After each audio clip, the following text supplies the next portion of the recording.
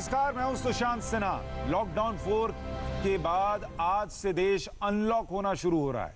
बाजार खुल रहे हैं, दफ्तर खुल रहे हैं। आज से दिन भर में 200 ट्रेनें चलने जा रही हैं। लेकिन हर कोई जानना चाहता है कि उनके अपने राज्य में आज से क्या क्या बदल जाएगा और अगर वो बाहर निकल रहे हैं तो कितने सुरक्षित होंगे। इसलिए आज हम एक बार फिर मुख्यमंत्री सम्मेलन कर रहे हैं। हम सीधे मुख्यमंत्रियों से जानेंगे अनलॉकिंग का पूरा प्लान। सबसे पहले हमारे साथ यूपी के मुख्यमंत्री योगी आदित्यनाथ जुड़ रहे हैं। योगी जी, बहुत बहुत स्वागत इंडिया टीवी पर आपका। धन्यवाद जी। सर, सबसे पहला सवाल, चूंकि अनलॉक 1 में क्या क्या गाइडलाइंस हैं ये तो कल आ गई, लेकिन एक मूलभूत सवाल जो 23 करोड़ की आबादी वाले उत्तर प्रदेश का हर नागरिक आपसे सुनना चाहता है, जिसका जवाब कि जब वो आज पैर बाहर निकालेगा घर से अपनी रोजी रोटी चलाने के लिए, क्या योगी आदित्यनाथ सरकार ने यह सुनिश्चित किया है कि वो सुरक्षित रहेगा, उसको कुछ नहीं होगा और योगी जी कह सकते हैं उससे कि मैं हूं ना? देखिए, 23 करोड़ जनता की सुरक्षा और उनके बेहतर स्वास्थ्य की जिम्मेदारी हम लोग निभा रहे हैं और हमारी नैतिक जवाबदेही भी है।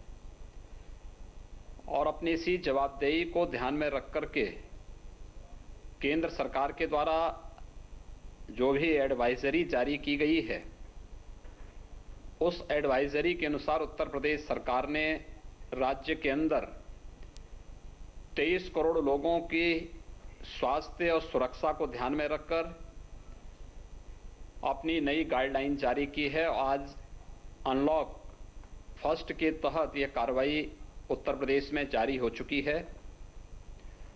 प्रातः मंडियों के खुलने और पार्कों के खुलने के साथ ही ये कार्रवाई प्रारंभ हो चुकी है। अधिकतर आर्थिक गतिविधियां लॉकडाउन के चतुर्थ चरण में प्रारंभ हो चुकी थी। हमारे इस दौरान अगर मैं प्रदेश के अंदर देखूं तो 825 औद्योगिक इकाइयों में 62,550 से अधिक कामगार और श्रमिक कार्यरत हुए। लघु मध्यम श्रेणी के 3,17,121 इकाइयों में 25,32,000 श्रमिक वर्तमान में कार्यरत हैं और सूक्ष्म श्रेणी के 77,830 इकाइयों में 2,83,000 से अधिक श्रमिक वर्तमान में कार्यरत हैं। यानी ये बताता है कि चतुर्थ श्रेणी में हम लोगों ने अपनी औद्योगिक गतिविधियों को काफी हद तक प्रारंभ कर दिया था। आज से व्यापारिक गतिविधियां भी काफी बड़े पैमाने पर प्रारंभ हो रही हैं। इंट्रा स्टेट हमारी बस सेवा प्रारंभ हो रही है, टैक्सी सेवाएं प्रारंभ हो रही हैं, 3 व्हीलर और ऑटो की सर्विसेज हम प्रारंभ करने जा रहे हैं। भारत सरकार की गृह मंत्रालय की गाइडलाइन में जो एडवाइजरी में जो भी सुझाव दिए गए थे, उसके अनुरूप उत्तर प्रदेश के अंदर ये सभी गतिविधियां हम लोगों ने आज से प्रारंभ कर दी हैं। अपील की है हम लोगों ने सभी से, 5 से अधिक लोग कहीं भी एक जगह इकट्ठे नहीं होंगे। सार्वजनिक स्थान पर घर से बाहर निकलने पर मास्क या फेस कवर अनिवार्य होगा। बाइक में 2 से अधिक लोग नहीं जाएंगे, उनमें भी उनके मुंह पर भी मास्क या फेस कवर होगा। अगर टेम्पो है तो 1+2 ही उसमें जा सकते हैं। निर्धारित सीट की क्षमता से अतिरिक्त लोग उसमें नहीं जा सकते हैं। बसेज भी आज से जो प्रारंभ हो रही हैं, बस सेवा, चाहे वह सिटी बस सेवा है या उत्तर प्रदेश परिवहन निगम की बस सेवाएं हैं, वे भी अपने जो निर्धारित सीटें हैं उससे अधिक नहीं चल सकती हैं। ये सभी चीज़ें तय कर दी गई हैं। पार्क आज से खुले हैं, बहुत सारी गतिविधियां प्रारंभ हुई हैं और ये आवश्यकता थी। हम आभारी हैं आदरणीय प्रधानमंत्री जी के कि जिन्होंने लॉकडाउन को समय से प्रारंभ करने और एक सकारात्मक माहौल देश के अंदर दिया। हर नागरिक आज के दिन पर कोरोना के प्रति जागरूक हुआ है। अब आर्थिक गतिविधियां प्रारंभ होने की जो मांग जनता की थी, उसके अनुरूप भारत सरकार ने निर्णय लिया है और राज्य सरकार उत्तर प्रदेश के अंदर हम लोग इसको उसी रूप में आगे बढ़ाने का कार्य कर रहे हैं। सर, ये जो सारी व्यवस्था आपने की, इसमें आप ये भी मान रहे होंगे कि जब लोग बाहर निकलेंगे तो केसेस भी बढ़ेंगे। आपका अपना आकलन, आपकी तैयारी कितने केसेस को लेकर है कि कितने केसेस बढ़ सकते हैं और उससे कैसे निपटेंगे आप अनलॉक 1 में? देखिए सुशांत जी, हम लोगों ने शुरू से ही ये प्लानिंग हमारी रही है कि सबसे बड़ी आबादी का राज्य होने के नाते 23 करोड़ की आबादी उत्तर प्रदेश की है। स्वाभाविक रूप से चुनौती भी हमारे पास उसी प्रकार की होगी। हम आभारी हैं प्रधानमंत्री मोदी जी के कि जिन्होंने कोरोना से लड़ने के लिए और उससे पहले भी स्वास्थ्य इंफ्रास्ट्रक्चर पर देश के अंदर 2014 से लगातार ध्यान दिया और 2017 में भारतीय जनता पार्टी नेतृत्व की सरकार उत्तर प्रदेश में आने के बाद हम लोगों ने इसको और तेजी के साथ भारत सरकार के साथ मिलकर के आगे बढ़ाया है। और इसलिए हम लोग इस बात को मानते हैं कि ये केसेज बढ़ेंगे आबादी के अनुसार भी। दूसरा, हमारे पास जो यहाँ की जो सामाजिक आर्थिक स्थितियां हैं उन सब के नाते भी नेपाल से हमारी बॉर्डर सीमा जुड़ी हुई है, 7 अन्य राज्यों से हमारी सीमाएं जुड़ी हुई हैं। इन सब को देखते हुए मानते थे, इसलिए हम लोगों ने हर प्रकार की तैयारी अपनी की। खासतौर पर हमारे पास कोविड के लेवल 1, लेवल 2, लेवल 3 के आज के दिन पर 1,01,000 बेड मौजूद हैं। अगर आप लेवल 1 को देखेंगे तो 403 हॉस्पिटल हमारे पास हैं, इनमें 72,934 बेड हमारे पास मौजूद हैं। लेवल 1 में सामान्य बेड हैं और उसमें से कुछ प्रतिशत बेड में ही हमने ऑक्सीजन की सुविधा दी है। साफ सफाई की व्यवस्था, सारी सुविधा वहां पर है। लेवल 2 के 75 हॉस्पिटल हैं जिनमें 16,212 बेड हमारे पास मौजूद हैं और लेवल 3 के 25 हॉस्पिटल हैं जिनमें 12,090 बेड हमारे पास मौजूद हैं। लेवल 2 में हर बेड पर ऑक्सीजन की सुविधा है और कुछ बेड पे वेंटिलेटर भी हमने दिया है। लेवल 3 के जितने बेड हैं, जितने हॉस्पिटल हैं, विशेषज्ञ चिकित्सकों की देख रेख में वहां पर हर एक बेड में वेंटिलेटर की सुविधा और आधुनिक सभी प्रकार की मशीनें वहां मौजूद हैं। यानी 1,01,000 बेड हमारे पास आज के दिन पे मौजूद हैं। अब तक हम 2.25 लाख यानी 2,75,000 से अधिक टेस्ट कर चुके हैं और उत्तर प्रदेश इस समय 10,000 टेस्ट प्रतिदिन करने की क्षमता पा चुका है। हमारे पास आज के दिन पे 30 टेस्टिंग लैब मौजूद हैं। इसके साथ ही हमने 15 जून तक के लिए इस क्षमता को 15,000 करने और इसके बाद फिर जून के अंत तक इस क्षमता को 20,000 टेस्ट प्रतिदिन करने के लक्ष्य के साथ हमने कार्य प्रारंभ किया है। इसके अलावा मेडिकल स्क्रीनिंग और सर्विलांस जिसकी इसमें सबसे बड़ी आवश्यकता है। आप सब जानते हैं कि 30 लाख प्रवासी कामगार उत्तर प्रदेश में अब तक आया है और 30 लाख से अधिक जो प्रवासी कामगार उत्तर प्रदेश में आया है, तो इन सब की मेडिकल स्क्रीनिंग अत्यंत महत्वपूर्ण है और वह कार्य हम लोगों ने पहले चरण में जब हमने श्रमिक स्पेशल ट्रेन से लेकर के आए तो क्वारंटाइन सेंटर में उनके रहने खाने की व्यवस्था की गई। वहां पे एक स्क्रीनिंग की कार्रवाई वहां पर संपन्न होकर के जो स्वस्थ थे उन्हें होम क्वारंटाइन में हमने भेजा।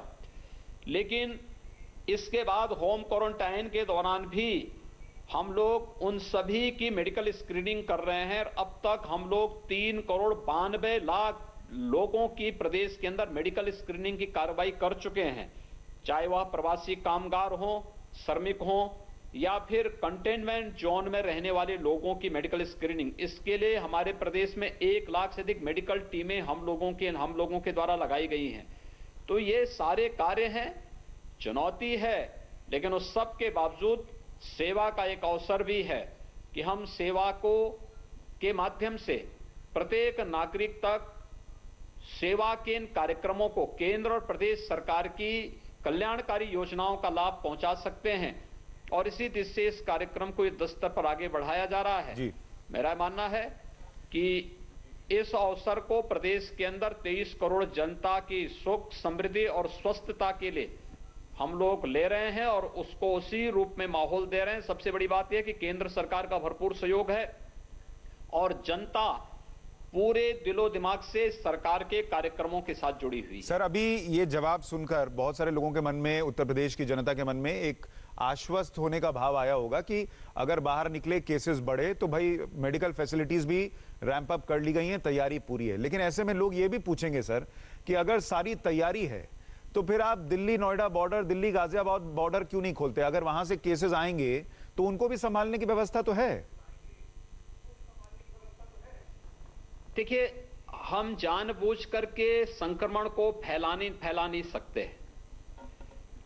देखिए, कोरोना के खिलाफ, कोरोना आप जानते हैं एक वायरस है और ये संक्रामक वायरस है। हम जानबूझ करके इस संक्रमण को फैलने की इजाजत नहीं दे सकते।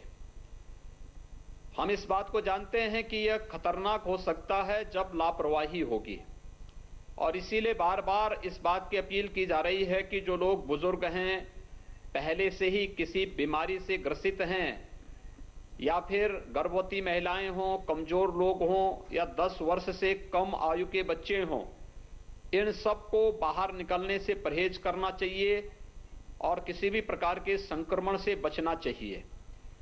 इस सब के बावजूद भी हम ये खतरा मोल नहीं ले सकते।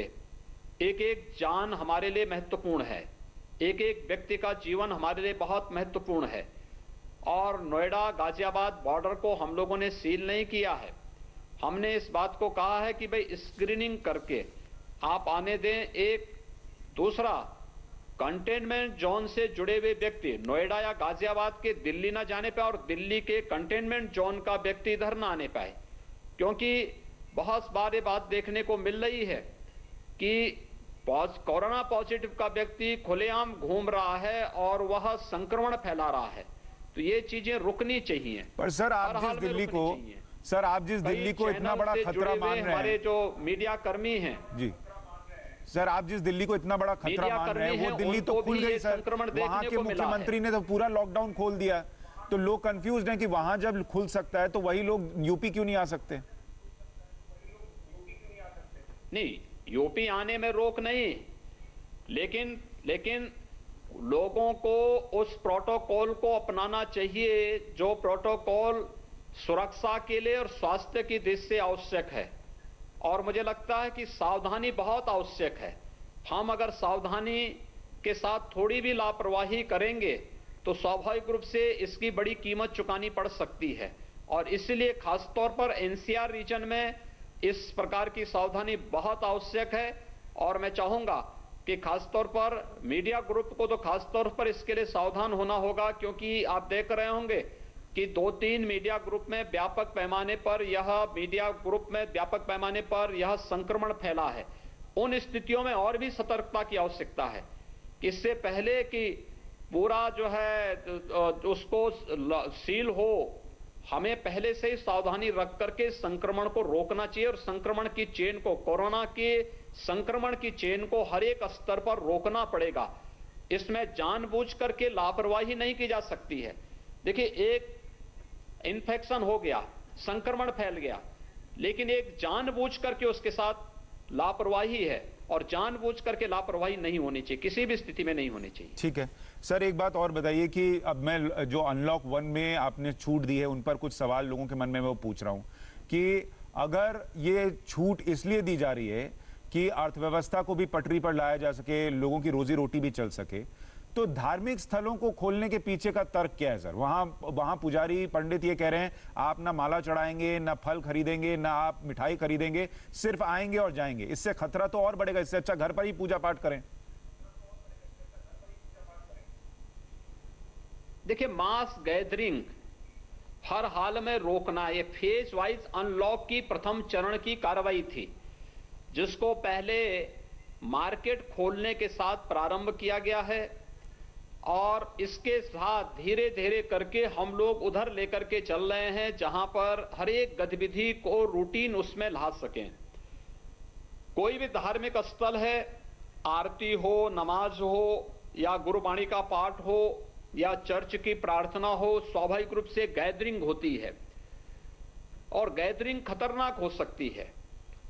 ये लोगों के स्वास्थ्य के लिए, धर्म स्थल भी हमारे लिए एक सकारात्मक सोच के स्थल हैं, आस्था के प्रतीक हैं, और वह आस्था के प्रतीक हमें एक सकारात्मक सोच देती है। हम वहां पर संक्रमण के अड्डे जबरदस्ती नहीं बनने देंगे, और इस दृष्टि से कहा जा रहा है कि फेज वाइज खोलने की तैयारी, पहले चरण में जिन चीजों को अनलॉक किया गया है वह आज से प्रारंभ हुई हैं। एक सप्ताह तक ये सारी चीजें जब लाइन पे आ जाएंगी तो 8 से जब धर्मस्थल खुलेंगे तो वहां पर कुछ सावधानियों के साथ जब इस कार्यक्रम को हम आगे बढ़ाएंगे तो लोग तब तक पूरी तरह परिपक्व होंगे। जैसे हर व्यक्ति के मन में अब आ चुका है कि हमें सावधानी बरतनी है, यानी 2 गज की दूरी का पालन करना है, फेस कवर या मास्क पहन करके चलना है। हर व्यक्ति जब इन चीजों को ध्यान में रख करके कार्य कर रहा है तो 8 तारीख से फिर अलग अलग चरणों में हर प्रकार की छूट को आगे बढ़ाने में हमें मदद मिलेगी। और मुझे लगता है ये बहुत महत्वपूर्ण समय है जब हम कोरोना संक्रमण की चेन को रोक सकते हैं, और उससे थोड़ी सी लापरवाही भी, दुनिया के अंदर जिन भी देशों ने लापरवाही की, भारत की आबादी की तुलना में उन देशों की आबादी बहुत कम है, लेकिन वहां पर यानी न केवल व्यापक पैमाने पर जनहानि हुई है अपितु उनकी अर्थव्यवस्था भी चौपट हुई है। भारत ने समय पर प्रधानमंत्री मोदी जी की दूरदर्शिता और उनके द्वारा स्पष्ट निर्णय के कारण समय से जो निर्णय लिया उसके परिणाम स्वरूप भारत में संक्रमण और मौत के आंकड़े न्यूनतम हैं। इसलिए हम लोगों को आगे भी इस सावधानी को और मजबूती के साथ आगे बढ़ाना नहीं सर, मैंने ये सवाल धर्मस्थलों को भी सर मैं ये इसलिए पूछ रहा हूँ, बहुत सारे लोग ये जानना चाह रहे हैं 8 तक के बाद खोलने का निर्णय लिया गया कि जब आप एक बॉर्डर को सील करते हैं एक खतरे को देखते हुए, लोगों की जान बचाने के लिए, जहां लोग आ ही इसलिए रहे कि उनको नौकरी पर जाना है, तो वो खतरा आप भापते हुए उस बॉर्डर को रोकते हैं। लेकिन जब धार्मिक स्थल खोलते हैं तो उसके पीछे की सोच क्या है? क्योंकि वहां आप खुद मान रहे हैं मास गैदरिंग होगी तो खतरा है कि कोरोना हो सकता है। देखिए, जब हम धार्मिक स्थल में जाते हैं, आरती के लिए इकट्ठे होते हैं, तो वह इकट्ठा होना, यह आपस में यानी काफी लोग एक साथ इकट्ठे हो जाते हैं, स्वाभाविक रूप से हम लोग इसके लिए भी नियम बनाएंगे। लेकिन पहले चरण में फेज वाइज चरणबद्ध तरीके से ही इसको खोलने की तैयारी चल रही है। अनलॉक फर्स्ट है आज, और अनलॉक की प्रथम दिन की कार्रवाई इस रूप में आज प्रारंभ हो रही है। 8 जून के बाद से जब धर्मस्थलों को और अन्य स्थलों को भी खोलने के लिए हम लोग देंगे तो सावधानी के साथ इन चीजों को हम लोग आगे बढ़ाएंगे। इसलिए किसी भी स्तर पर लापरवाही न हो, इसलिए उस पर हम लोग इसको बहुत मजबूती से और एक एक कदम आगे सावधानी के साथ ही रखना चाहते हैं, जिससे कहीं भी कोरोना के संक्रमण को आगे बढ़ने से रोका जा सके। और मैं आभारी हूं सभी धर्म गुरुओं का कि जिनका बहुत सकारात्मक सहयोग कोरोना के खिलाफ इस संकट के दौरान देश को प्राप्त हुआ है। लगातार वे लोग सरकार के हर कार्यक्रम के साथ अपना आशीर्वाद दे रहे हैं। सर, यह भी कहा गया कि अब मॉल्स भी खुलेंगे, सुपरमार्केट भी खुलेंगे। मॉल्स और सुपरमार्केट को लेकर क्या गाइडलाइंस है, क्योंकि वहां तो हजारों की भीड़ पहुंचती है? देखिए, उसमें भी ये व्यवस्था दी जा रही है। आज से कुछ सुपरमार्केट खुल रहे हैं, लेकिन 5 से अधिक लोग एक साथ नहीं जा सकते। मॉल और सिनेमा हॉल, इन सब को खोलने का कोई निर्णय अभी नहीं लिया गया है। वहां भी ज्यादा भीड़ होगी, इसलिए सावधानी के लिए अभी उनको अनुमति नहीं दी गई है। रेस्टोरेंट को अभी अपने वहां पर चला करके, बिठा करके खिलाने की परमिशन नहीं दी गई है। होटल आदि को भी अभी चलाने की परमिशन नहीं दी गई है। ये कार्यक्रम केवल अभी जहां पे आवश्यकता उसको दी जा रही है, और फिर इसको चरणबद्ध तरीके से हम लोग आगे ले जाने का कार्य कर रहे हैं। जिन व्यापारिक प्रतिष्ठानों को आज से खोलने की अनुमति भी दी जा रही है, तो उसमें क्या क्या सावधानी बरती जानी है, चाहे वह सोशल डिस्टेंसिंग का हो, चाहे वह मास्क और फेस कवर का हो, सैनिटाइजर का हो, स्क्रीनिंग का हो, ये सभी को वहां पर सावधानी बरतने के लिए कहा जा रहा है और उसकी पूरी तैयारी की गई है। अगर कहीं भी लापरवाही होगी तो स्वाभाविक रूप से उस संस्था को सील होना पड़ेगा आगे 24-48 घंटे के लिए। इसलिए उस सावधानी को सभी लोग बरत रहे हैं, और हम अपील करेंगे कि सभी को बरतना चाहिए, क्योंकि कोरोना के खिलाफ किसी सही बात। व्यक्ति, किसी जाति, किसी मत, मजहब या प्रांत की लड़ाई नहीं, ये देश और मानवता की लड़ाई है कोरोना के खिलाफ। इसलिए सभी की सावधानी इसमें बहुत महत्वपूर्ण है। सर, अभी कल गाइडलाइन जो पड़ी और अभी जो आपको सुन रहा हूं, इसलिए थोड़ा कंफ्यूजन क्लियर करना चाह रहा हूं। आप कह रहे हैं यूपी के मॉल्स अभी नहीं खुलेंगे? मॉल अभी नहीं खुल रहे हैं। ठीक है, तो ये आपने स्पष्ट कर दिया, क्योंकि गाइडलाइन में चूंकि मॉल्स 8 तारीख से खुलने की बात थी, तो ये लग रहा था कि उत्तर प्रदेश में भी मॉल्स खुलेंगे, लेकिन आप ये कह रहे हैं अभी मॉल्स नहीं खुलने जा रहे हैं। देखिए, अभी कोई खोलने का निर्णय नहीं लिया गया, केवल सुपरमार्केट और व्यापारिक प्रतिष्ठानों को खोलने का निर्णय लिया गया है। मॉल, सिनेमा हॉल, धर्मस्थलों को अभी पहले चरण में हम लोगों ने नहीं लिया। 8 जून के बाद हम लोग इस पे निर्णय लेकर के, और इसके जो पहले चरण में हम लोगों ने जो अभी अनलॉक के प्रथम चरण में पहले सप्ताह में जिनको खोलने का निर्णय लिया है, इसके रिजल्ट को हम देखेंगे।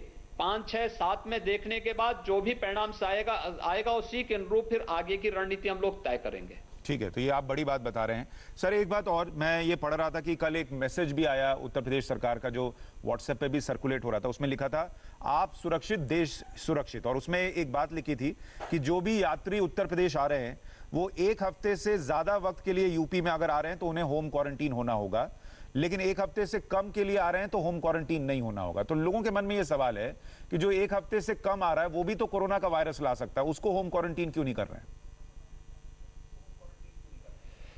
देखिए, यहां पे आज से 200 ये ट्रेनें भी प्रारंभ होने जा रही है। रेल मंत्रालय आज से इसको प्रारंभ करने जा रहा है, और ये देश की आवश्यकता थी, लोगों की मांग थी। हम आभारी हैं रेल मंत्री जी का कि जिन्होंने लोगों की इस आवश्यकता के लिए आदरणीय प्रधानमंत्री जी के निर्देश पर पहले श्रमिक स्पेशल ट्रेन चला करके सभी कामगार श्रमिकों को सुरक्षित उनके घरों तक पहुंचाने का कार्य किया। बहुत अद्भुत कार्य हुआ, और मैं तो उत्तर प्रदेश के अंदर 1575 ट्रेन आज सुबह तक हमारे यहां पहुंच चुकी हैं, और लगातार इसके माध्यम से भारी पैमाने पर लोगों को लाभ हुआ है। आज से 200 स्पेशल ट्रेनें चल रही हैं देश के अंदर। घरेलू उड़ानें पहले ही प्रारंभ हो चुकी हैं।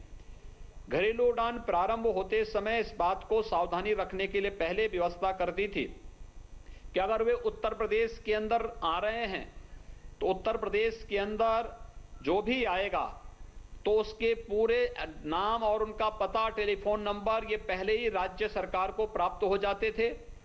हम लोग उसमें सावधानी बरतते थे कि एयरपोर्ट में ही उनकी स्क्रीनिंग करते थे। स्क्रीनिंग करने की कार्रवाई के बाद अगर वे उत्तर प्रदेश में उन्हें रहना है तो उन्हें होम क्वारंटाइन में हम भेजते थे, और इस दौरान 5वें 6ठे दिन, क्योंकि ये माना जाता कि यात्रा के दौरान अगर कोई व्यक्ति संक्रमित हुआ है तो 5वें 6ठे दिन वायरस का लोड चरम पे आएगा। तो उस दौरान उनका टेस्टिंग करवाते हैं। टेस्ट कराने के बाद अगर नेगेटिव आ जाते थे तो उनको खुले हम फ्रीड कर देते थे कि भाई आप अब कहीं भी आ जा सकते हैं। लेकिन अगर वह कोरोना पॉजिटिव आ गया तो फिर उन्हें हम आइसोलेशन वार्ड में लेके गए हैं, और ये व्यापक कार्रवाई हमने की है और अभी भी हमारी चलेगी। ऐसे ही रेल यात्रियों के लिए भी हम करने जा रहे हैं। वो सूची हमें पहले मिल जाएगी और संबंधित जिला प्रशासन इसी प्रोटोकॉल को वहां पर लागू करेगा। लेकिन जिन्हें 1-2 दिन के अंदर ही वापस जाना था, उनकी सामान्य स्क्रीनिंग के साथ ही हम उनके साथ इस बात को जरूर कहते हैं कि भाई आप कहां कहां जा रहे हैं। स्पेशल उन सभी लोगों के साथ हमारे नोडल अधिकारी लगातार संपर्क बनाए रखते हैं कि आप कहीं भी जाएंगे, किससे मिलेंगे, इसकी पूरी जानकारी आपको देनी पड़ेगी, क्योंकि उन लोगों की जांच और उनकी स्क्रीनिंग की कार्रवाई फिर हम लोग करेंगे। कोरोना संक्रमण के चेन को हर हाल में रोकना, 1 लाख से अधिक मेडिकल स्क्रीनिंग टीम हम लोगों ने इसलिए लगाई हुई है। अगर हम लोग सावधानी नहीं बरतेंगे तो 23 करोड़ लोगों के जीवन के साथ हम खिलवाड़ कर रहे हैं। सर, वही पूछ रहा हूं। आप कह रहे हैं 5वें 6ठे दिन सिग्नल में कुछ समस्या आ गई है, और योगी आदित्यनाथ जी से हम बात कर रहे हैं, एक बार फिर उनके पास चलेंगे, और वो ये बता रहे हैं कि उत्तर प्रदेश में किस तरीके की तैयारियां हैं, इसको लेकर उन्होंने पूरी जानकारी दी है। गाइडलाइंस को लेकर हम बातचीत कर रहे थे, उन्होंने एक चीज स्पष्ट कर दी है कि अभी मॉल्स उत्तर प्रदेश में नहीं खुलने जा रहे हैं। उन्होंने कहा धार्मिक स्थल को भी लेकर अभी हम पहले ये जो एक हफ्ता है इसमें देखेंगे कि क्या लोगों का रिस्पॉन्स है, कितना लोग नियमों को मान रहे हैं, नहीं मान रहे हैं, उसके बाद निर्णय लेंगे। मॉल्स को लेकर भी वैसे ही आगे निर्णय लेंगे। 1 लाख बेड की तैयारी उन्होंने बताया कि उत्तर प्रदेश में कर ली गई है। 10,000 टेस्ट अभी किए जा रहे हैं। वो कह रहे हैं इसको बढ़ाकर हम महीना खत्म होते होते 20,000 टेस्ट रोज करने की स्थिति में आ जाएंगे। लोगों से भी वो उम्मीद कर रहे हैं कि लोग नियमों का पालन करेंगे। उत्तर प्रदेश के मुख्यमंत्री योगी आदित्यनाथ हमारे साथ लगातार बने हुए हैं मुख्यमंत्री सम्मेलन में। योगी जी, शायद सिग्नल पर कुछ कोरोना अटैक हो गया था, बीच में चला गया था, अभी सब ठीक है। मैं ये कह रहा हूं कि आप बता रहे थे कि जो लोग आएंगे उनको लेकर क्या व्यवस्था है, और आप अपने ही जवाब में कह रहे थे सर कि 5वें 6ठे दिन लक्षण दिखने लगता है। तो मैं ये जानना चाह रहा हूं सर, जब 1 हफ्ते का आप पीरियड दे रहे हैं कि 1 हफ्ते में कोई आपको क्वारंटीन होने की जरूरत नहीं है, होम क्वारंटीन भी नहीं, आप आइए यूपी और फिर जा सकते हैं, तो वो खतरा नहीं बढ़ जाएगा सर? और ये क्यों नहीं कर रहे हैं? व्यवस्था नहीं है या ये फिजिबल नहीं है? देखिए, एक प्रोटोकॉल इसके लिए पहले से तय किया गया है। जो उत्तर प्रदेश में रहने के लिए आ रहे हैं उनके लिए हम लोगों ने हर 5वें 6ठे दिन उनकी जांच की प्रक्रिया के साथ उनको गुजारने की तैयारी की है, और रिपोर्ट नेगेटिव आते ही उनको हम एक फ्रीडम देंगे कि कहीं इसमें। लेकिन जिन्हें आकर के जाना है उन लोगों के लिए व्यवस्था बनाई गई है कि उनके सर्विलांस की व्यवस्था यहां पर है कि उनको कहां कहां जाना है, ये सारी जानकारी हमारे पास है। उनके कांटेक्ट ट्रेसिंग की कार्रवाई हमारे माध्यम से लगातार होती है, और फिर उनकी भी हम जांच करवाते हैं कि इन लोगों में कहीं ऐसा तो नहीं कि कोरोना पॉजिटिव का कोई लक्षण होता हो, दिखाई दे रहा हो। इसलिए ये सारी प्रक्रिया यहां पे की गई है। आज से जो ट्रेन उत्तर प्रदेश में आएंगी उसके सबके साथ भी हम यही करने जा रहे हैं। सर, एक और सवाल जो बहुत लोगों के मन में है और वो नाइट कर्फ्यू को लेकर है। अब इस नई गाइडलाइन में है कि रात 9 बजे से सुबह 5 बजे तक नाइट कर्फ्यू रहेगा। आम लोग ये चर्चा कर रहे हैं कि इस नाइट कर्फ्यू से हासिल क्या हो रहा है? क्या रात में कोरोना का खतरा ज्यादा होता है इसलिए नाइट कर्फ्यू लगा रहे हैं? ये क्यों है? देखिए, सावधानी के लिए सारे कार्यक्रम आयोजित किए गए हैं। लोगों के मन में एक भाव हो कि हमें कोरोना के साथ कैसे अपने जीवन को आगे लेकर के चलना है, इस पर कार्य चल रहे हैं। लेकिन एक सावधानी के लिए आवश्यक है, लोगों को इस चीज का एहसास होना चाहिए, और वह समय का पाबंद होने के साथ ही इस बात के लिए भी हमेशा सजग रहे कि हम लोग हमेशा इस बात के लिए तैयार रहें कि कोरोना के प्रति जो शासन की व्यवस्थाएं बनाई गई हैं हम उसका अनुपालन कर सकें। इसलिए रात्रि को 9 बजे से सुबह 5 बजे तक ये व्यवस्था दी गई है। आप याद करें कि अगर देश के अंदर लॉकडाउन नहीं होता तो देश की हालत आज क्या होती। आखिर भारत की 135 करोड़ की आबादी का देश भारत, और उन स्थितियों में हमारे यहां संक्रमण की तुलना में अगर हम यूएस से इसकी तुलना करें तो संक्रमण में भी और मौत के आंकड़ों में भी जमीन आसमान का अंतर आपको देखने को मिलेगा। ये लॉकडाउन का समय पे लिया गया निर्णय और जनता के द्वारा जो अभूतपूर्व इसमें सहयोग किया गया, उसका परिणाम है कि कोरोना संक्रमण को हर एक स्टेज पर काटने और रोकने में सफलता प्राप्त हुई। आगे भी हमें ये सावधानी हर एक स्तर पर बरतनी पड़ेगी। अनलॉक का मतलब ये नहीं हो सकता कि हम लोग हर व्यक्ति जब मर्जी आई तब चले आए, जब मर्जी आई तब कहीं भी जो कर लें। कुछ सावधानी बरतनी पड़ेगी, और मुझे लगता है कि सतर्कता और सावधानी ही कोरोना को रोकने में सबसे बड़ी मदद करेगा।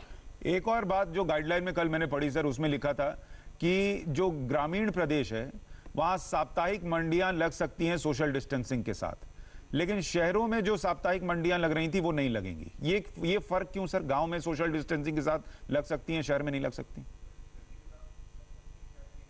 देखिए, शहरी क्षेत्रों में पहले से ही मंडियां मौजूद हैं, मार्केट मौजूद हैं।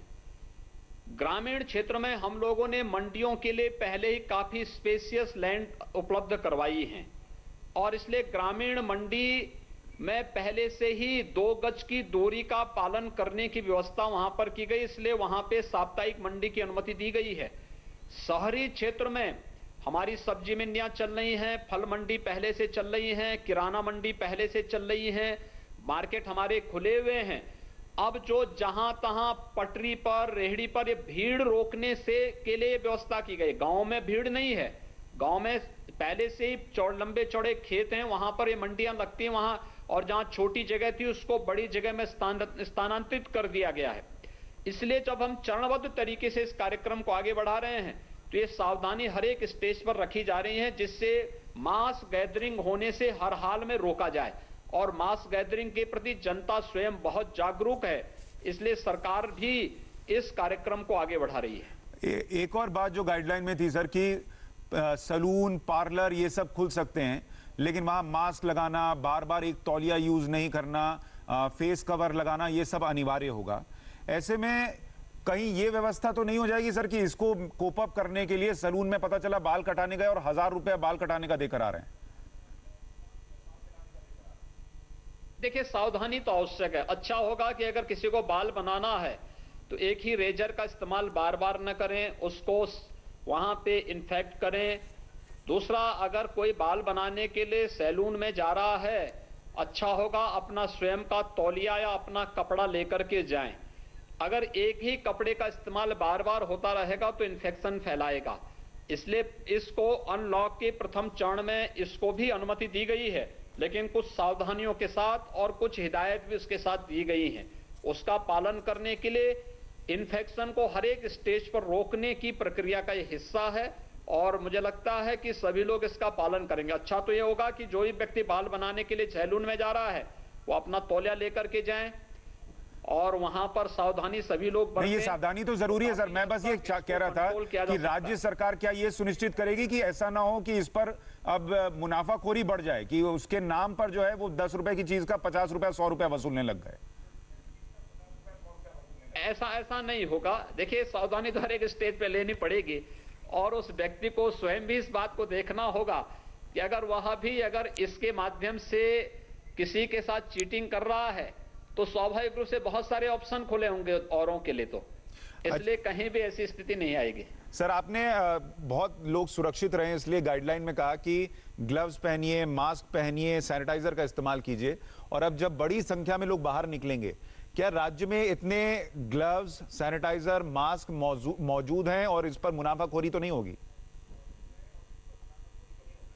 देखिए, जब कोरोना की आहट हुई थी तो सैनिटाइजर मार्केट में कम पड़ गया था, और मैं आभारी हूं आदरणीय प्रधानमंत्री जी के, उन्होंने हमें अपने स्वयं के चीनी उद्योग में ही सैनिटाइजर बनाने के लिए एक फार्मूला उपलब्ध करवाया। और मुझे बताते हुए प्रसन्नता है कि आज हमारे पास पर्याप्त मात्रा में सैनिटाइजर है, और सैनिटाइजर है ही नहीं, हम 28 राज्यों को हम लोगों ने यहां से सैनिटाइजर उपलब्ध करवाया है। ग्लव्स हमारे पास पर्याप्त मात्रा में है। पीपी किट आज उत्तर प्रदेश के अंदर बन रही हैं। N95 मास्क और triple layer mask Uttar Pradesh में ही पर्याप्त मात्रा में बन रही हैं। इसकी कोई कमी नहीं है, और हम जहां भी आवश्यकता पड़ रही है इसकी आपूर्ति कर रहे हैं, इसको उपलब्ध करा रहे हैं। मास्क जहां तक बात है, हमारे यहाँ महिला स्वयंसेवी समूह बड़े पैमाने पर मास्क उत्पादन यहाँ पे बना रही हैं, और उसको हम लोगों को उपलब्ध कराने में मदद भी कर रहे हैं। 10 रुपए में 2 मास्क हम उपलब्ध कराने में सहयोग कर रहे हैं। तो स्वाभाविक रूप से ये मास्क रीयूज हो सकते हैं, यानी यूज एंड थ्रो नहीं है, फिर से उसको धो करके अगले दिन इस्तेमाल किया जा सकता है। इसलिए 10 रुपए में 2 मास्क हर व्यक्ति को उपलब्ध कराने की एक बड़ी कार्य योजना को हम लोगों ने हाथ में लिया है, और महिला स्वयंसेवी समूह इसमें बड़ी मदद कर रही है। सर, बहुत सारे लोगों की नौकरियां गई हैं, उस बेरोजगारी को लेकर आपके पास क्या प्लान है? देखिए, हम लोगों ने प्रदेश के अंदर कामगार, श्रमिकों और अपने जितने भी यहां पर हमारा मैन पावर है, इन सब की स्किल मैपिंग की एक बड़ी कार्रवाई को अपने हाथ में लिया है।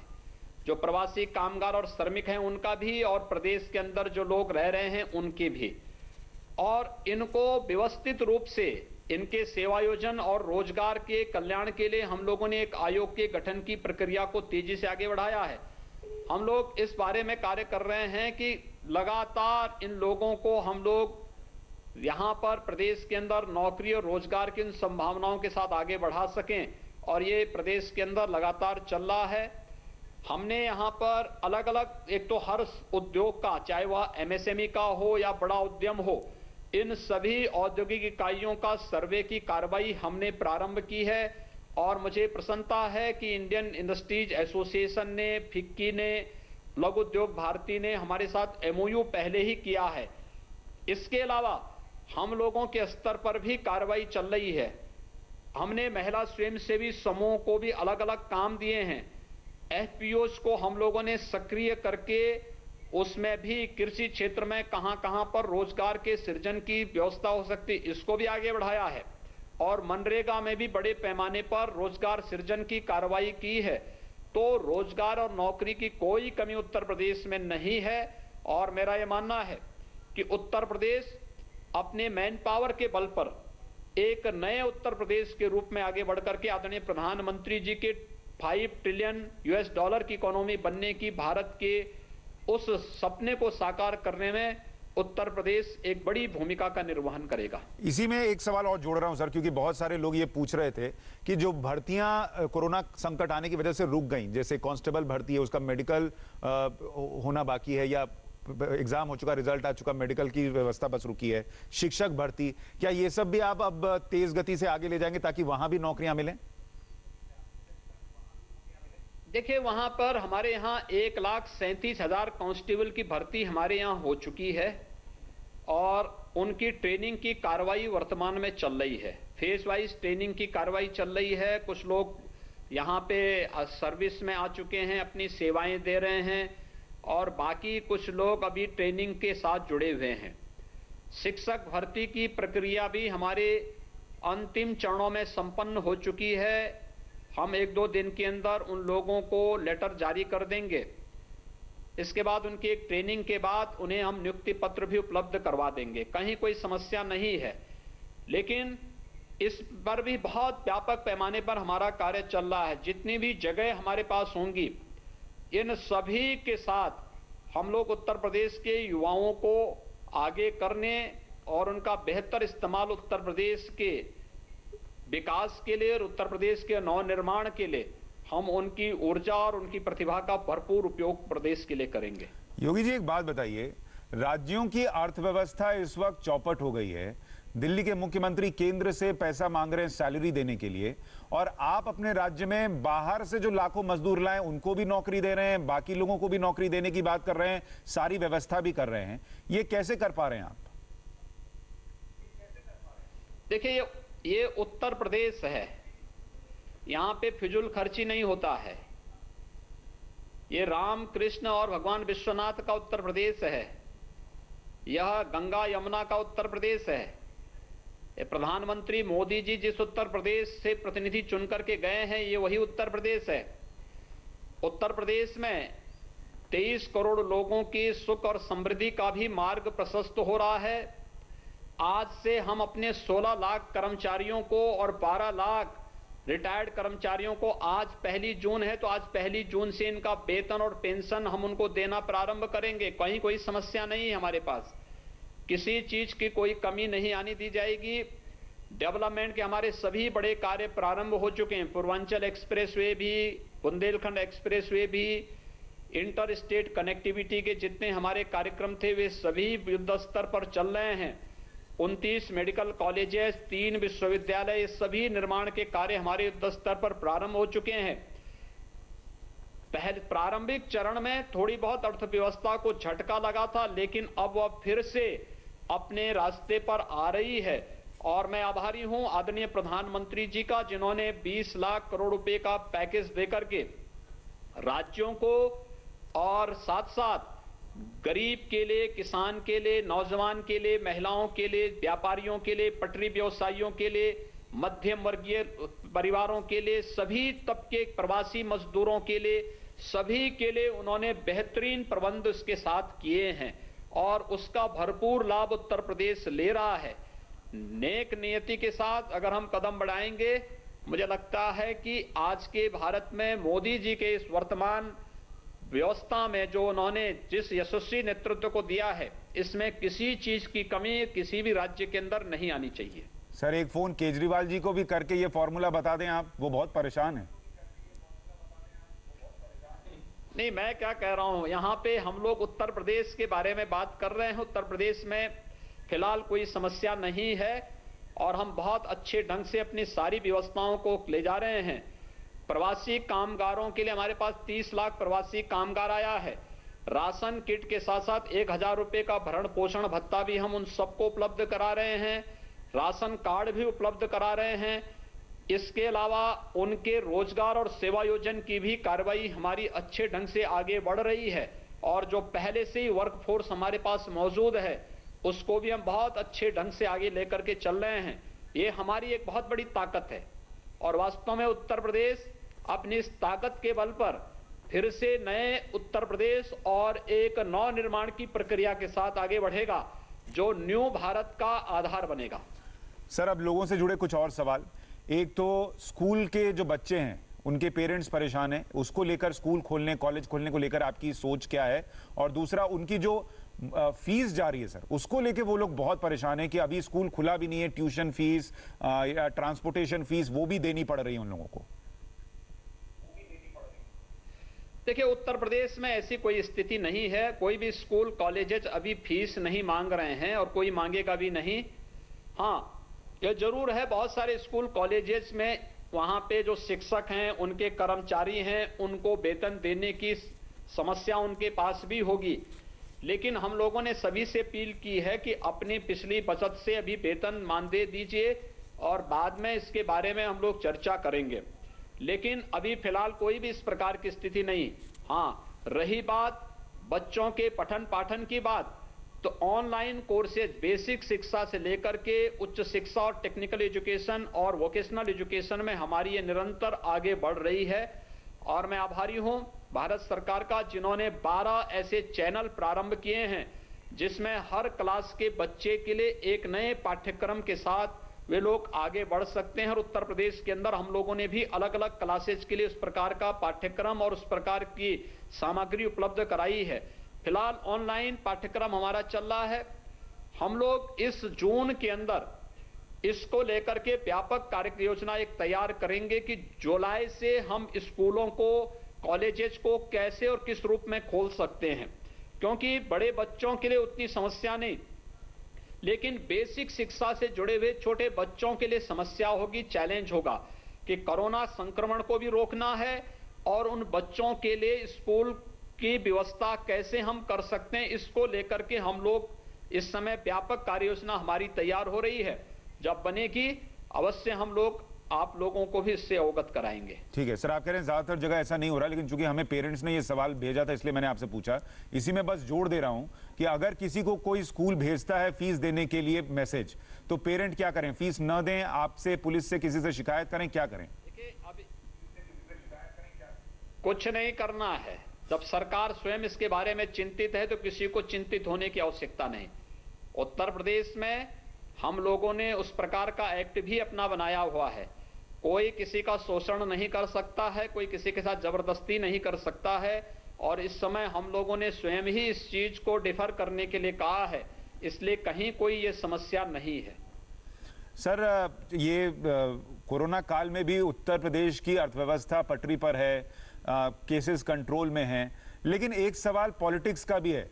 अखिलेश यादव ने कहा कि आपके पास 1 लाख बसेस थी, लेकिन आपने वो भेजी नहीं। अगर आप चाहते मजदूरों को बुलाना तो उन 1 लाख बसेस का इस्तेमाल कर लेते। देखिए, समस्या क्या है कि जिन लोगों ने कभी काम किया नहीं, एक बात बताऊं मैं और आप भी सुनेंगे तो आपको भी आश्चर्य होगा, सत्ता तो विरासत में मिल सकती है लेकिन बुद्धि विरासत में नहीं मिलती है। उत्तर प्रदेश में परिवहन निगम की 12,000 बसेज हैं, 1 लाख नहीं हैं, और इसीलिए जिन लोगों को विरासत में सत्ता मिलती है उन लोगों से इस प्रकार के बड़बोलेपन से के अलावा कुछ भी उम्मीद नहीं की जा सकती है। और ये लोग वही लोग हैं। लॉकडाउन के दौरान जब जनता जनार्दन एक एक गरीब के साथ, एक एक प्रवासी कामगार और श्रमिक के साथ खड़ी थी, जरूरतमंद के साथ खड़ी थी, तब विपक्ष का एक भी नेता कहीं भी किसी राहत कार्य के साथ नहीं खड़ा था। ये इनकी असलियत है और इसलिए जनता इनकी सारी असलियत को जान रही है, इसलिए इसके बारे में बहुत ज्यादा नहीं बोलना तो उचित होगा। सर, आपसे जब पिछली बार बात हुई थी और हमने कांग्रेस की बसेस का मुद्दा उठाया था, आपने कहा था लिस्ट भेजें, हम जरूर मदद लेंगे। मैं उसमें बस ये जोड़ रहा हूं, उसके बाद क्या हुआ सबने देखा है। उस लिस्ट में जो खराब बसेस थी आपने नहीं ली, वो ठीक किया। लेकिन लोगों के मन में एक सवाल है कि जब वो जो बसेस ठीक थी, चाहे वो 1 थी, 10 थी, 5 थी, उसको क्यों नहीं लिया सर? नहीं, बस थी कहां पहले? भाई आपके साथ तो मैं उस दिन इंडिया न्यूज से ही मैं उस दिन बात कर रहा था, इंडिया टीवी के साथ मैं उस दिन बात कर रहा था, और इंडिया टीवी के साथ बातचीत करते समय मैंने इस बात को कहा था कि हम लोग तो तैयार हैं, कोई भी बस लगा सकता है, कोई समस्या नहीं। और जो बस की सूची हमारे पास आई थी, उस बस की सूची में 294 बस नंबर ऐसे थे जिनमें या तो उनके पास परमिट नहीं था, या उनके पास इंश्योरेंस नहीं था, या उनके पास दोनों चीजें नहीं थी। 67 ऐसी थी न जो बस थी न 3 व्हीलर थी, 68 ऐसी थी जिनका कोई नाम पता नहीं था, और 31 ऐसे थी जो ऑटो थे। दूसरा, हमें यह बताया गया कि हम नोएडा गाजियाबाद बॉर्डर पर खड़े रखे हुए हैं, आप बताइए। तो हमने कहा 12 बजे तक आप जिलाधिकारी गाजियाबाद और जिलाधिकारी नोएडा को इसकी रिपोर्ट करा दीजिए, वे लोग इसका इस्तेमाल कर लेते हैं। अब 10 बजे यानी सुबह ये बात कही जा रही है। मुझे एक बात बताइए, गाजियाबाद बॉर्डर से नोएडा जिलाधिकारी तक पहुंचने में कितने घंटे लगेंगे? बहुत होगा 1 घंटा। हमने 2 घंटे का समय दिया, नहीं आया। फिर कहने लगे शाम 5 बजे तक हमें समय दीजिए, फिर अगले दिन के लिए कहने लगे। और जब इस असलियत सामने आई तो फिर उन्होंने राजस्थान परिवहन निगम की बसेज को राजस्थान बॉर्डर पे खड़ा किया।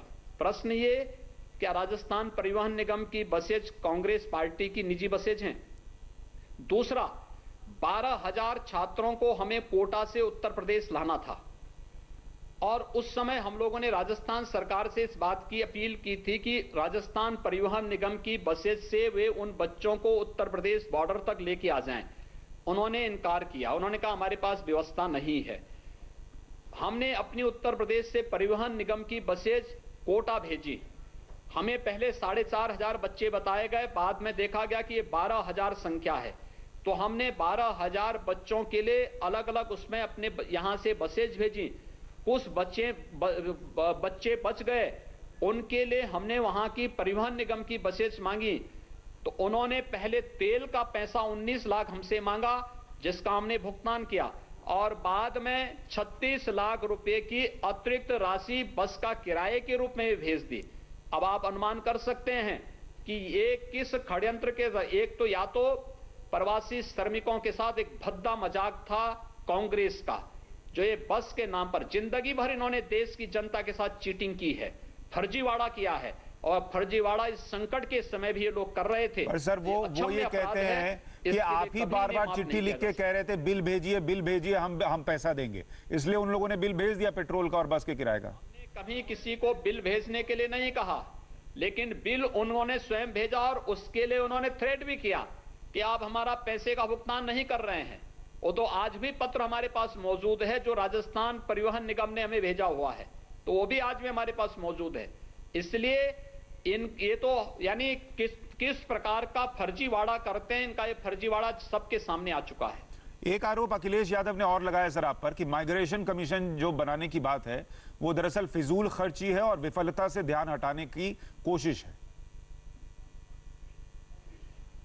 देखिए, मुझे लगता है कि इससे बड़ा अपमान कामगार और श्रमिकों का दूसरा नहीं हो सकता। जो कमीशन कामगार और श्रमिकों की स्किल मैपिंग के साथ साथ उनके सेवायोजन और उनके सामाजिक और आर्थिक सुरक्षा की गारंटी देगा, उसको अगर कोई फिजूल खर्ची से जोड़ रहा है तो मुझे लगता है कि इससे बड़ा अपमान कामगार, श्रमिक और युवाओं का दूसरा नहीं हो सकता है। और मुझे लगता है ये नासमझी के अलावा और कुछ नहीं इसको कहा जा सकता। एक और सवाल जो लोगों के मन में है सर, राम मंदिर को लेकर, अगर ये कोरोना काल का जो संकट है इससे राम मंदिर के निर्माण पर कोई असर पड़ा है, रफ्तार कम हुई है, कब तक बनेगा सर राम मंदिर? देखिए, मर्यादा पुरुषोत्तम भगवान श्री राम के भव्य मंदिर के निर्माण का मार्ग प्रशस्त हो चुका है और यह कार्यक्रम समयबद्ध ढंग से आगे बढ़ेगा। हम आभारी हैं भारत सरकार के आदरणीय प्रधानमंत्री जी के जिनकी सकारात्मक सोच का परिणाम आज अयोध्या में भगवान राम के भव्य मंदिर निर्माण के मार्ग प्रशस्त होने के साथ देखने को मिल रहा है। 500 वर्षों की तमन्ना देशवासियों की पूरी हो रही है और मुझे लगता है कि भव्य राम मंदिर निर्माण में कोई संकट नहीं और कोई समस्या भी नहीं। ठीक है, यानी लेकिन एक आरोप आप पर ये नहीं लगेगा सर कि जिस इस संकट काल में आप मंदिर पे पैसा लगा रहे हैं? देखिए, हम लोग रोटी का प्रबंध भी कर रहे हैं और राम आस्था के प्रतीक हैं तो अपनी आस्था का सम्मान भी कर रहे हैं। एक आखिरी सवाल सर आपसे, आप अगर यूपी के 23 करोड़ जनता से कुछ कहना चाहें इस अनलॉक 1 को लेकर, तैयारियों को लेकर, या उनसे कुछ आप अपने सीधी बात कहना चाहें?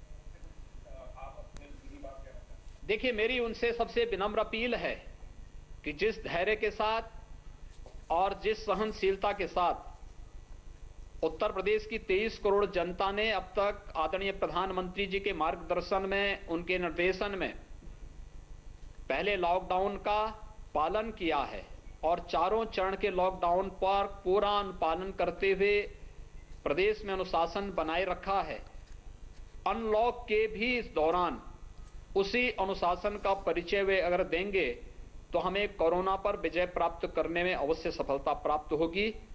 हम अवश्य इस बात को ध्यान में रखें, 2 गज की दूरी और बाहर, घर से बाहर अगर निकलें तो मास्क या फेस कवर जरूर रखें। कहीं भी मास गैदरिंग न करने में सहयोग करें और किसी को भी इसके लिए इस प्रकार के कोई भी प्रोत्साहित न करें जिससे कहीं मास गैदरिंग हो और कोरोना संक्रमण को बढ़ने की नौबत आए। सभी लोग अगर इसका पालन करेंगे तो मुझे लगता है कि कोरोना के खिलाफ देश की लड़ाई को हम मजबूती से आगे बढ़ाने में हमें मदद मिलेगी और अर्थव्यवस्था को पटरी पर लाने में भी इससे मदद मिलेगी। योगी जी, आपको बहुत सारी शुभकामनाएं, क्योंकि लॉकडाउन 4 में भी आपने बहुत प्रोएक्टिवली काम किया। अभी भी आप देश के पहले राज्य बन गए हैं जहां 1 लाख कोविड बेड्स तैयार कर ली गई हैं। आप टेस्टिंग को प्रतिदिन 20,000 30,000 तक ले जाने की बात कर रहे हैं। लोगों को नौकरियां न जाएं, नौकरियां जाएं तो उनको नौकरियां मिल सकें, कोई दिक्कत ना हो, इसके लिए कोशिश कर रहे हैं। इसके लिए आपको बहुत बहुत शुभकामनाएं। बहुत बहुत धन्यवाद हमारे साथ जुड़ने के लिए। धन्यवाद जी, नमस्कार। उत्तर प्रदेश के मुख्यमंत्री योगी आदित्यनाथ को आप सुन रहे थे। कोरोना संकट पर यूपी सरकार की तैयारियों और फ्यूचर प्लानिंग पर सीएम योगी आदित्यनाथ से आपने पूरी डिटेल सुनी। मुख्यमंत्री सम्मेलन में अब हमारे साथ होम क्वारंटीन से लाइव जुड़ेंगे उत्तराखंड के मुख्यमंत्री त्रिवेंद्र सिंह रावत। बहुत बड़ी बात है, जब पूरी उत्तराखंड कैबिनेट होम क्वारंटीन है तब उत्तराखंड को कैसे संभाल पाएंगे वो, अनलॉक 1.0 पर क्या प्लान है उनका, बताने के लिए त्रिवेंद्र सिंह रावत हमारे साथ खुद जुड़ रहे हैं। थोड़ी देर में अभी जुड़ जाएंगे। एक काम करते हैं, एक छोटा सा ब्रेक लेकर हम मुख्यमंत्री सम्मेलन में लौट रहे हैं।